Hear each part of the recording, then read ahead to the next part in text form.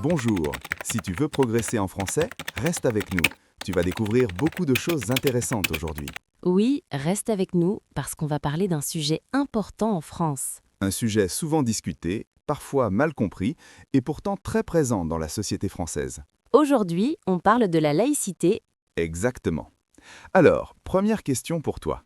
Quand tu entends le mot laïcité, qu'est-ce que tu comprends? Je sais que c'est lié à la religion, mais je ne suis pas sûre de comprendre exactement. C'est normal. Beaucoup de personnes, même en France, trouvent ce mot un peu compliqué. Oui, j'entends souvent ce mot aux informations, surtout quand il y a un débat. Oui, parce que la laïcité est un principe fondamental en France. Principe fondamental, ça veut dire une règle très importante? Exactement. C'est une base de l'organisation de l'État français. Donc, la laïcité concerne le gouvernement? Oui, mais pas seulement. Elle concerne aussi l'école, les institutions publiques et la manière dont l'État traite les religions. Est-ce que la laïcité veut dire que la religion est interdite en France? Non, pas du tout. C'est une idée très répandue, mais ce n'est pas correct. Ah bon? La laïcité signifie que l'État est neutre vis-à-vis des religions. Neutre, c'est-à-dire qu'il ne choisit pas une religion? Exactement. L'État ne favorise aucune religion et il ne discrimine aucune religion. Donc chacun peut croire ce qu'il veut? Oui, la laïcité protège la liberté de conscience. Liberté de conscience, ça veut dire le droit de croire ou de ne pas croire. Très bien. On peut être religieux, d'une religion différente ou athée. Et l'État ne doit pas intervenir dans ses choix. Exactement. Alors pourquoi la laïcité crée parfois des débats? Parce qu'il y a une différence entre la liberté individuelle et la neutralité de l'espace public. Je ne suis pas sûre de comprendre. Prenons un exemple. À l'école publique, les enseignants doivent être neutres. Ça veut dire qu'ils ne doivent pas montrer leur religion? Oui, dans leur fonction, ils représentent l'État. Donc ils doivent séparer leur opinion personnelle et leur travail. Exactement. Et les élèves? Là, le débat est plus complexe. Ah, je comprends pourquoi c'est un sujet sensible. Oui, parce que la laïcité cherche un équilibre entre liberté et neutralité. Donc ce n'est pas contre la religion, mais pour garantir l'égalité entre toutes les croyances. Très bonne reformulation. Merci, je commence à mieux comprendre. Pour bien comprendre la laïcité en France, il faut aussi parler un peu d'histoire, parce que ce principe ne s'est pas créé en un jour, il est le résultat d'un long processus, marqué par des tensions entre le pouvoir politique et le pouvoir religieux. Donc la laïcité est liée au passé de la France. Oui, surtout à une période où l'Église avait beaucoup d'influence sur la société, l'éducation et même les décisions politiques, et où certains pensaient que cette influence devait être limitée pour garantir l'égalité entre tous les citoyens. À quelle époque cela se passe? Il faut remonter au XIXe siècle, et surtout à la loi de 1905, qui est une date très importante dans l'histoire de la laïcité en France. 1905. Qu'est-ce que cette loi a changé exactement?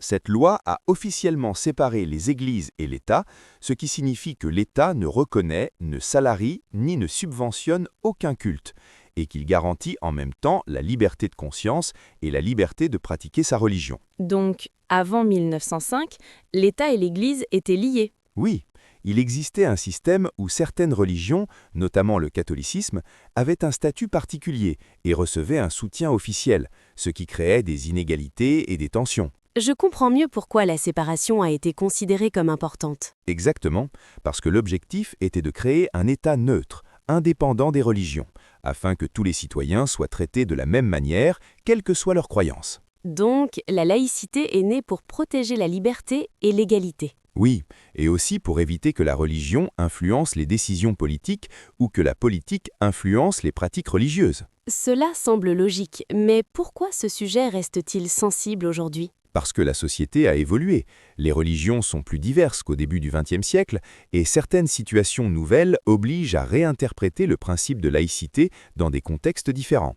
Tu veux dire que la loi est la même, mais les situations changent. Exactement, et c'est dans cette adaptation que les débats apparaissent, parce que chacun peut avoir une vision différente de la manière dont la laïcité doit être appliquée. Donc, l'histoire aide à comprendre l'origine, mais pas forcément toutes les discussions actuelles. Oui, mais elle permet au moins de comprendre que la laïcité n'est pas une opposition à la religion, mais une organisation spécifique des relations entre l'État et les croyances. Je vois que sans cette explication historique, on peut facilement mal interpréter le mot. C'est exactement pour cela qu'il est important de revenir aux bases avant de parler des débats contemporains.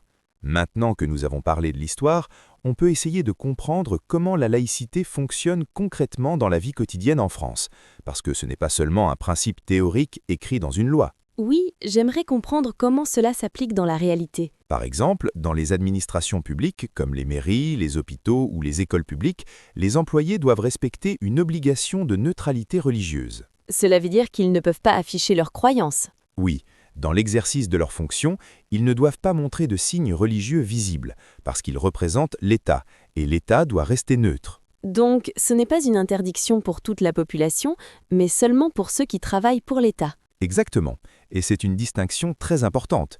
Les citoyens, dans l'espace public, ont la liberté d'exprimer leur religion tant que cela respecte les lois générales. Donc, dans la rue, une personne peut porter un symbole religieux. Oui, parce que la laïcité protège la liberté individuelle. Mais à l'école, il y a parfois des débats, non? Oui, surtout concernant les signes religieux à l'école publique, car l'école est considérée comme un lieu particulier, où l'on cherche à garantir l'égalité et la neutralité pour tous les élèves. Donc, l'école a un rôle spécial dans la société française. Oui, l'école publique est vue comme un espace commun, où les élèves apprennent à vivre ensemble au-delà de leurs différences. Je comprends que cela puisse créer des discussions parce que certaines personnes pensent que la liberté individuelle doit être prioritaire. Exactement, et d'autres pensent que la neutralité de l'espace scolaire est essentielle pour préserver l'égalité. Donc, le débat ne porte pas sur la religion en elle-même, mais sur la manière d'organiser la vie collective. Très bonne reformulation. Je vois maintenant que la laïcité est un équilibre entre deux idées importantes, la liberté personnelle et la neutralité de l'État. Oui, et cet équilibre peut être interprété différemment selon les situations, ce qui explique pourquoi le sujet revient souvent dans les débats publics. Finalement, la laïcité n'est pas une règle simple, mais un principe qui demande une réflexion constante. Exactement, et comprendre cela aide à éviter les interprétations trop rapides ou trop simplifiées. Il y a aussi une confusion fréquente qu'on doit clarifier, parce que beaucoup de personnes pensent que la laïcité signifie que la religion doit disparaître de l'espace public, alors que ce n'est pas exactement cela. Oui, j'ai déjà entendu des gens dire que la France est contre la religion. Cette idée est assez répandue, mais elle n'est pas correcte. La laïcité n'est pas une opposition à la religion, c'est une organisation juridique et politique qui sépare l'État des institutions religieuses. Donc l'État ne choisit pas une religion, mais il ne combat pas les religions non plus. Exactement. L'État garantit la liberté de croire, de pratiquer une religion ou de ne pas en avoir, tant que cela respecte les lois de la République. Alors pourquoi certaines personnes pensent que la laïcité est restrictive ? Parce que dans certains contextes précis, comme les écoles publiques ou certaines fonctions publiques, il existe des règles sur la neutralité, et ces règles peuvent être perçues comme des limitations de la liberté individuelle. Donc tout dépend du point de vue. Oui, et aussi de la manière dont on comprend la différence entre la sphère privée et la sphère publique. La sphère privée, c'est la vie personnelle, et la sphère publique, c'est ce qui concerne l'État ? Très bien. Dans la sphère privée, chacun est libre de pratiquer sa religion. Dans la sphère publique institutionnelle, l'État doit rester neutre pour garantir l'égalité entre tous. Je commence à comprendre que la laïcité est surtout un principe d'équilibre. Oui, un équilibre entre liberté individuelle et cohésion collective.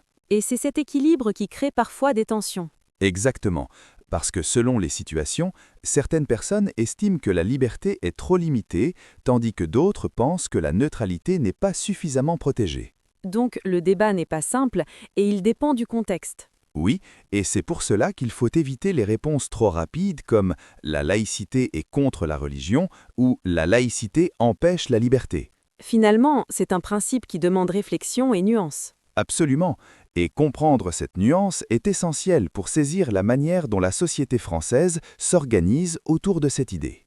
Il y a aussi un autre point essentiel pour comprendre la laïcité en France. C'est la notion de liberté de conscience, qui est souvent mentionnée, mais pas toujours bien comprise. Liberté de conscience, c'est différent de la liberté de religion ? Oui, c'est plus large. La liberté de conscience signifie que chacun a le droit de croire en une religion, de changer de religion ou de ne croire en aucune religion, sans pression de l'État. Donc, l'État ne peut pas obliger quelqu'un à suivre une religion. Exactement. Et il ne peut pas non plus interdire à quelqu'un d'en suivre une, tant que cela respecte la loi. C'est intéressant parce que cela protège aussi les personnes qui ne sont pas religieuses. Oui, la laïcité protège autant les croyants que les non-croyants, ce qui est parfois oublié dans les débats. Donc, c'est un principe qui cherche à garantir l'égalité entre toutes les convictions. Tout à fait. L'idée centrale est que l'État ne privilégie aucune croyance et qu'il assure la même protection à tous. Mais dans la pratique, est-ce toujours facile? Non, parce que les convictions religieuses peuvent parfois entrer en tension avec certaines lois civiles, et c'est dans ces situations que les débats deviennent plus complexes. Par exemple, quand une règle religieuse semble en contradiction avec une loi nationale? Oui, exactement. Dans ce cas, la loi civile prime, car la République fonctionne selon des règles communes applicables à tous les citoyens. Donc, la laïcité garantit la liberté, mais dans un cadre juridique précis. C'est une très bonne synthèse. Je comprends mieux pourquoi on parle souvent d'équilibre entre liberté individuelle et règles collectives. Oui, parce que vivre ensemble implique de respecter des principes communs, même si nos convictions personnelles sont différentes. Finalement, la laïcité est une manière d'organiser la diversité dans un pays. Exactement. C'est une tentative de créer un espace commun où chacun peut exister sans que l'État prenne parti pour une croyance particulière. Je vois maintenant que ce principe est plus protecteur que restrictif, même si son application peut susciter des discussions. Oui, et comprendre cette dimension permet de dépasser les idées simplifiées et de mieux saisir la logique du système français. J'aimerais qu'on prenne un moment pour parler d'un point qui crée souvent de la confusion, surtout pour les personnes qui ne connaissent pas bien le système français. Oui, parce que parfois j'entends le mot laïcité utilisé dans des situations très différentes, et je ne comprends pas toujours le lien. C'est normal, parce que la laïcité est à la fois un principe juridique, une valeur politique et un sujet médiatique, et ces trois dimensions ne sont pas toujours expliquées clairement. Tu peux m'expliquer la différence? Oui. Juridiquement, la laïcité est définie par des textes de loi, notamment la loi de 1905, qui organise la séparation entre les églises et l'État. Politiquement, elle est présentée comme une valeur républicaine essentielle. Et médiatiquement, elle est souvent associée à des débats précis, parfois sensibles. Donc le mot est utilisé dans des contextes différents, et cela peut créer de la confusion. Exactement. Par exemple, quand un débat concerne un signe religieux dans une école, on parle immédiatement de laïcité, même si la question porte aussi sur la liberté d'expression, l'égalité ou l'intégration. Je comprends. On utilise le même mot pour parler de plusieurs choses. Oui, et cela peut donner l'impression que la laïcité est toujours liée à un problème, alors qu'en réalité, elle fonctionne quotidiennement sans créer de tension. Tu veux dire que dans la majorité des situations, il n'y a pas de conflit? Exactement. Des millions de personnes vivent leur religion librement en France, sans difficulté particulière. Et l'État continue à fonctionner de manière neutre sans que cela pose problème au quotidien. Mais on entend surtout parler des cas où il y a un désaccord. Oui, parce que les médias mettent l'accent sur les situations exceptionnelles, celles qui provoquent un débat ou une controverse. Donc la perception peut être amplifiée par la manière dont l'information est présentée. Tout à fait. Et pour quelqu'un qui apprend le français et découvre la culture, cela peut donner l'impression que la laïcité est un sujet de conflit permanent. Alors qu'en réalité, c'est surtout un cadre général qui organise la vie collective. Oui, un cadre qui permet à des personnes de religions différentes ou sans religion de vivre ensemble dans un espace commun. Je vois aussi que certaines personnes utilisent la laïcité comme un argument politique. C'est vrai. Comme tout principe important, il peut être interprété et utilisé différemment selon les opinions politiques. Donc la laïcité peut devenir un symbole dans des débats plus larges. Oui, par exemple, dans des discussions sur l'identité nationale, l'immigration ou la cohésion sociale. Je comprends mieux pourquoi le mot peut susciter des réactions fortes. Oui, parce qu'il touche à la manière dont la société se définit elle-même. Finalement, la laïcité est simple dans son principe, mais complexe dans son application. C'est exactement cela.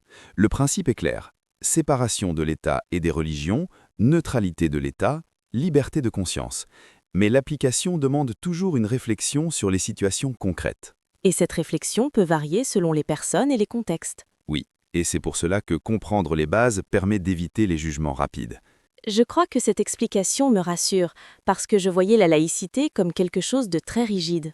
Alors qu'en réalité, c'est un équilibre dynamique entre plusieurs valeurs importantes. Merci, je pense que cette partie m'aide vraiment à clarifier beaucoup d'idées. C'est exactement le but, comprendre en profondeur pour mieux analyser les débats actuels. Si on continue notre réflexion, on peut aussi se demander pourquoi la laïcité est parfois un sujet très émotionnel en France, alors que sur le papier, c'est simplement un principe juridique d'organisation de l'État. Oui, j'ai remarqué que dès qu'on parle de laïcité, le ton peut devenir plus sérieux. C'est vrai, parce que ce principe touche à l'identité nationale, à l'histoire de la République et à la manière dont les Français conçoivent le vivre ensemble. Donc ce n'est pas seulement une règle technique, mais aussi un symbole. Exactement. La laïcité est souvent présentée comme une valeur républicaine, au même titre que la liberté, l'égalité et la fraternité. Je comprends mieux pourquoi elle est défendue avec conviction. Oui, pour beaucoup de Français, la laïcité garantit que personne ne sera favorisé ou désavantagé à cause de sa religion. Mais en même temps, certaines personnes pensent que ce principe est appliqué trop strictement. Oui, et c'est là que les débats apparaissent, parce que chacun peut avoir une interprétation différente de ce que signifie la neutralité. Donc le désaccord porte souvent sur l'application, pas sur l'idée générale. Très bonne observation. La plupart des gens sont d'accord sur la liberté de conscience, mais ils ne sont pas toujours d'accord sur la manière de la garantir. Par exemple, dans l'espace public, certaines personnes veulent plus de liberté d'expression religieuse et d'autres préfèrent plus de neutralité. Exactement. Et ces positions reflètent des visions différentes de la société.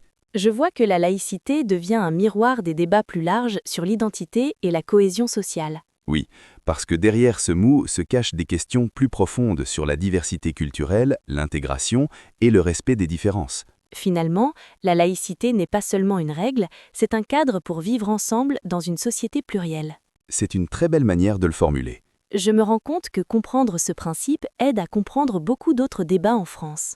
Absolument, parce que la laïcité est souvent au cœur des discussions sur la société contemporaine.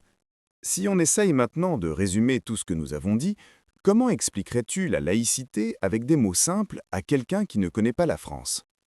Je dirais que la laïcité, c'est le fait que l'État ne choisit aucune religion et qu'il traite toutes les croyances de la même manière. Très bien. Et je dirais aussi que chacun est libre de croire ou de ne pas croire tant que les lois communes sont respectées. C'est une excellente définition, claire et équilibrée. Avant cette discussion, je pensais que la laïcité signifiait que la religion devait rester cachée. Et maintenant? Maintenant, je comprends que ce n'est pas cacher la religion, mais séparer l'État des religions pour garantir l'égalité. Exactement. Je vois aussi que les débats viennent surtout des situations concrètes, où il faut décider comment appliquer ce principe. Oui, et c'est normal qu'il y ait des discussions dans une démocratie. Donc, la laïcité n'est pas une idée contre quelqu'un, mais une règle pour organiser la société. Très bonne reformulation. Je crois que ce sujet me semblait compliqué parce que je n'avais pas les bases historiques et juridiques. Et maintenant, tu as une vision plus structurée. Oui, je me sens plus à l'aise pour comprendre les informations et les débats. C'est l'objectif de notre conversation. Comprendre les mots derrière les grands principes. Et progresser en français en même temps. Exactement. Merci pour ces explications simples, ça m'aide beaucoup. Merci à toi pour tes questions. Elles rendent le sujet plus vivant. Merci à vous de nous avoir écoutés jusqu'à la fin. Si vous voulez continuer à progresser en français tout en découvrant la culture et la société française, restez avec nous sur French Mastery. Continuez à écouter régulièrement, à réfléchir aux idées et à pratiquer à voix haute. Plus vous écoutez, plus vous comprenez et plus votre français devient naturel. À très bientôt pour un nouvel épisode. À bientôt sur French Mastery.